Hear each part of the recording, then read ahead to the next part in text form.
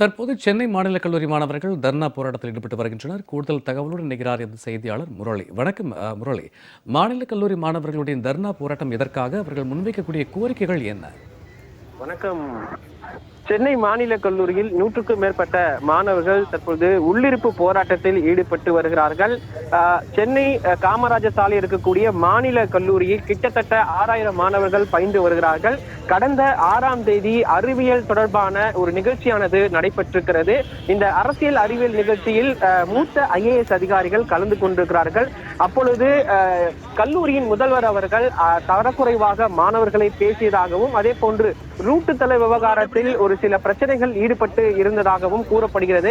அதன் அடிப்படையில் கல்லூரியின் முதல்வர் மாணவர்களை தரக்குறைவாக கூறியதாக கூறப்படுகிறது. இந்த நிலையில் இதனை தட்டி கேட்பதற்காக அந்த அறிவியல் தொடர்புடைய பேராசிரியர் முத்துக்குமார் என்பவர் கல்லூரி முதல்வரிடம் கேட்டிருக்கிறார். அப்பொழுது மாணவர்கள் எதிரேயே அந்த கல்லூரி பேராசிரியை முதல்வர் அவதூறாக பேசியிருக்கிறார்.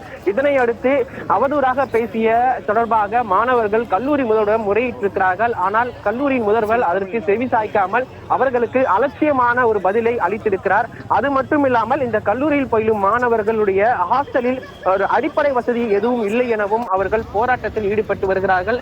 அது மட்டும் இல்லாமல் அந்த அடிப்படை வசதி தொடர்பான நேரடியாக கல்லூரி முதல்வரிடம் கேட்டதற்கு அதற்கும் அவர் செவி கொடுத்து கேட்கவில்லை என்பதும் ஒரு தகவலாக தெரிய வந்திருக்கிறது.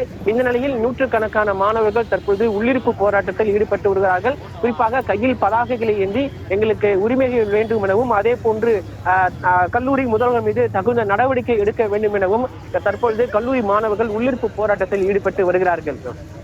மாநில கல்லூரி மாணவர்கள் போராட்டம் குறித்த தற்போதைய தகவல்களுக்கு நன்றி முரளி. அதான்டா.